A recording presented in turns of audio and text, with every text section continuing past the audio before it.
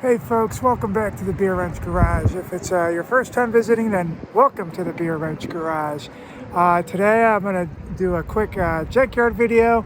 I had a relatively productive day, actually pretty decently productive day at the junkyard. And typically I film going in, but today I kind of wanted to just go in and get to work and get what I was trying to get. But so I didn't film going into the junkyard, a little bit of a departure from my norm.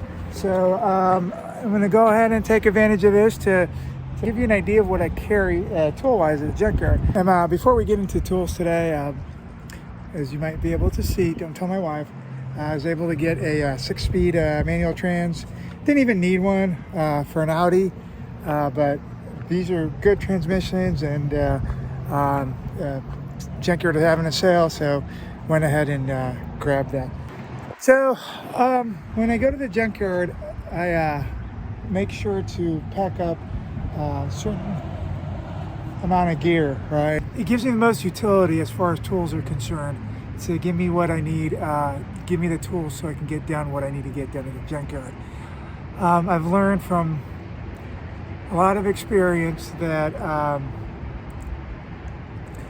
junkyard trips become super frustrating when you get to doing what you're doing, and you're a couple hours into a job doing something, and you end up needing a specific socket or an extension. Like you need a 12-point socket, or you need a long or a short, or an extension or a wobble or something, and you only brought your basic tools, and now you're kind of screwed. And you either round off a bolt or whatever. So I try to make a mobile toolkit that is as complete as possible, so I don't have to have frustrating experiences in the junkyard.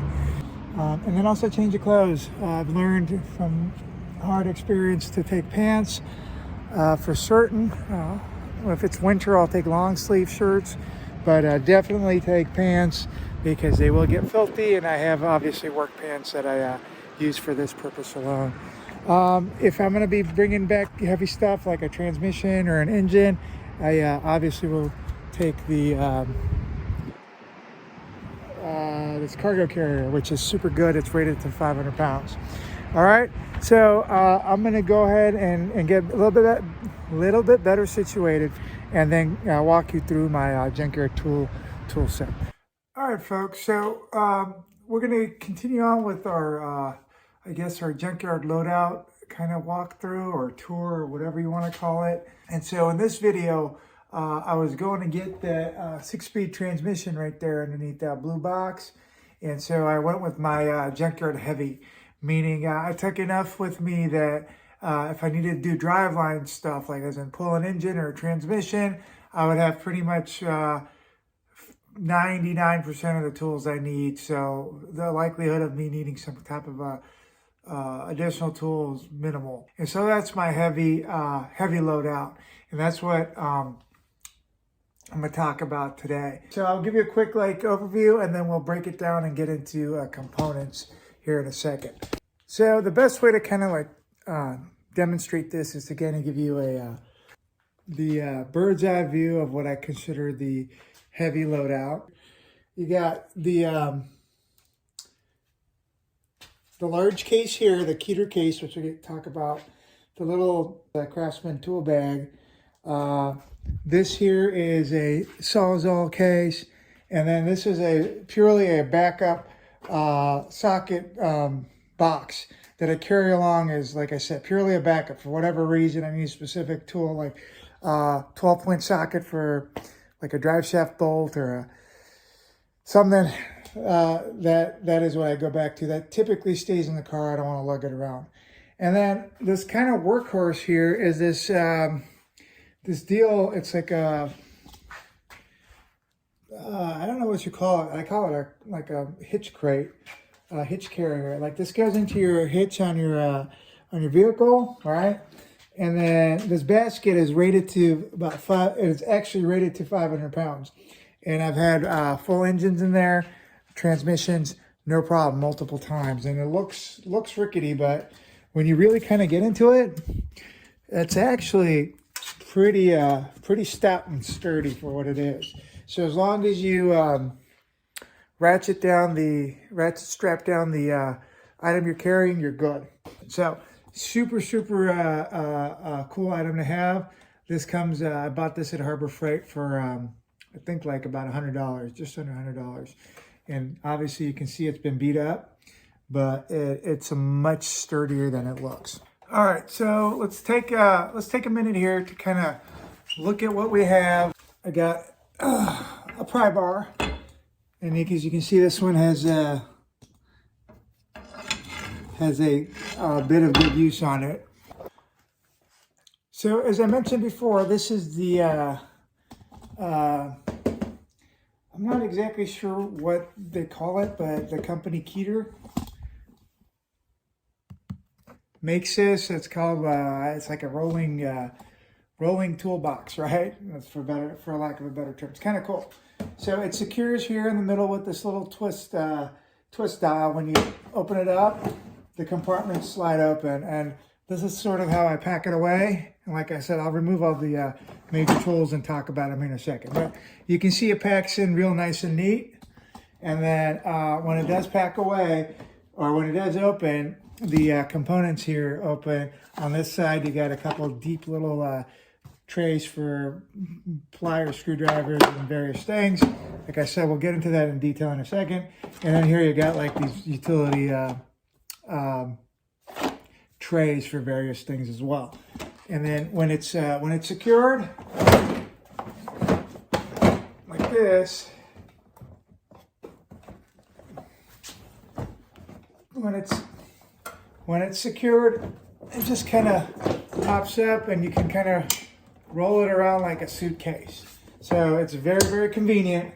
You can drag a bunch of tools and stuff through the junkyard, and instead of carrying it in like a tool bag or a backpack or something, super convenient. All right, so let me bust out the stuff in there, and then when I have everything out, I'll give you kind of a bird's eye view and talk about some of the cool tools that I find useful in the junkyard setting. All right, give me a second. All right, so here we go. This is the typical contents of the Keeter rolling box. Again, if I know I'm going to need some specialty things, I will supplement that. But this is like the base loadout, right? So a couple things I want to point out. This the wall accessory kit. This thing is amazing, right? It's just an accessory kit. You got 1/4-inch drive extensions. You got the 1/4-inch and 3/8-inch drive impact adapters for your impact, spark plug sockets, 3/8 extensions, wobbles. This thing is phenomenal and an absolute force multiplier, an absolute must-have for any type of mobile kit. Its big sister is this thing, which is similar, but it's impact rated, but it also goes up to 1/2-inch drive. And you got these 1/2-inch drive adapters. I've broken a couple of them, obviously, but this is from the company or the brand Casaman, and super cheap, but super useful. So I bring these two adapter kits with me all the time, and it's super cool because you can use the adapters or the extensions to get you what you need instead of changing out sockets and various things, and it's just a huge time saver. This 3/8 socket set is amazing. Again, I know I keep saying the word amazing for all this crap, but this thing is from the brand EP Auto. You can get it on Amazon, EP Auto. And I believe I got about $40. Like super phenomenal, long and short, metric and SAE sockets, going from like 8 to 19 with the ratchet, the extension, and the wobble. And as you can see from like the grease and dirt on them, this is my go-to set at the junkyard. And then I have the small Duralast set that I think I got on a Black Friday sale for like 15 or 20 bucks like 10 years ago. But again, you have 1/4-inch long and short SAE and metric. They go from like 4 to 12 millimeter. So between these two sets, I'm really good for most small, moderate, like engine work and whatnot. So coming over here, you can see my, right over here, you can see my, this set and this set are the triple square sockets that European cars, especially VWs and Audis, use. And so if you're going to work on those, you're going to have that. Here I got some hand ratchets from Harbor Freight. This is a adjustable 3/8. It adjusts out and in. It's 3/8 on one side and 1/4 inch on the other. I think it's like 15 bucks. And then the same version of this in a 1/2 inch drive. Super, super convenient. I got a longer 1/2 inch drive Craftsman. Again, this is like a shitty 36 tooth ratchet, but if I break it, I have it at the junkyard. I don't mind. It's just a cheap tool, but it does the job. Got this interesting set of kind of needle nose pliers. Always have at least one light. I typically have multiple lights. Can't go to the junkyard without some type of a mallet or hammer. And this is my trusty 2 or 3 pound, I can't remember, hammer. But if you can't tell, it's beating the crap out of a lot of stuff. So it gets a lot of use. Here's a backup set of, well, I guess not a backup set, but here's a set of 1/2 inch drive sockets. It goes from 10 to 24. And this is an old school Stanley set. I think I got from Walmart like 15 years ago. But they're phenomenal and they work. And so, perfect junkyard set. So, these two little sets of tools are kind of like secret weapons. They come from the company called Vim, V-I-M. And they're just really stubby sockets in 1/4 inch. This particular one is hex. And these are super, super useful, especially if you're working on European cars. This one is Torx. So I really like them. It was one of the tools that I like, but I take to the junkyard just because they're useful. All right. So in here, I carry various little kind of cheap screwdrivers, pliers, cutters, little things like that. This is kind of a tool roll. And then in case for unforeseen circumstances, I got an adjustable wrench. I got a very good set of, at least for junkyard standards, long pattern combination wrenches. Always gonna need combination wrenches at the junkyard or any tool set. So kind of bringing you here real quick. Bringing you in here, I got another set of Torx. I think these are like the Lowe's brand Cobalt, probably like 15 bucks. And same Cobalt set, brand of hex. So these are again essential for working on European cars. Here again, this is my junkyard box, but these are Nipex pliers, and I have numerous ones of them just because they're really good, and I'm very careful not to lose them at the junkyard. These are actually Sunix, these particular ones, but these Nipex ones are just phenomenal, and so they save a lot of time and effort at the junkyard, and they come with me, but I'm very cognizant of where they are, and I try not to lose them. And again, I got some screwdrivers and whatnot in there. So that's that component, or that compartment. And then over here, it's kind of like a utility bunch of tubs. Always carry some gloves, just so I can try to keep my hands a little clean, and a rag to wipe my hands off. I've hoarded a bunch of bolts and whatnot. I haven't emptied them out, so that's what you see there. But this is typically the basic loadout for the Keter box. And then let me show you what I carry in the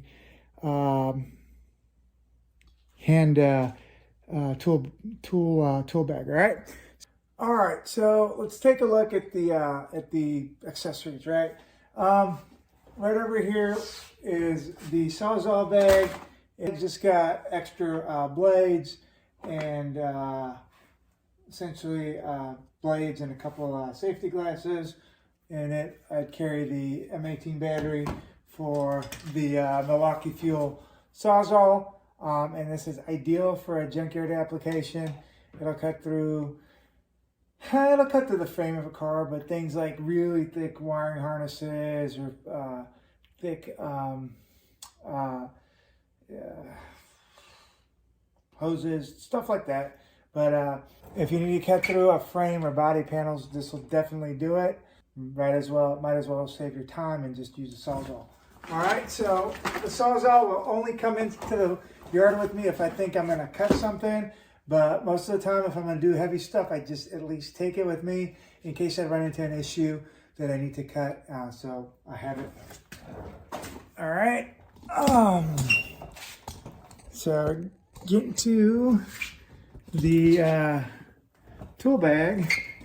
One of the things you definitely need is some WD-40 or any type of like cheap penetrant. Junkyard cars have been sitting there for months, weeks at least, and sometimes they get rained on or snowed on or whatever and get rusted up. So a little bit of WD-40 can do wonders for you sometimes. I also carry my impact. I want to keep, this is a pretty expensive tool. I want to keep it close by so I don't misplace it. So I keep it in the handbag. It's got the 3/8 adapter, but as you can remember on the DeWalt accessory kit, it's got a 1/4-inch adapter in that kit in case you need it. And then the tool bag's got various other useful shit like vice grips of various sizes, like accessory Torxes, hex keys, screwdrivers, spare like wrenches, punches.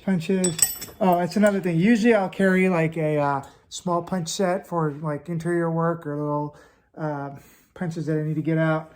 Pins, if I need to punch pins.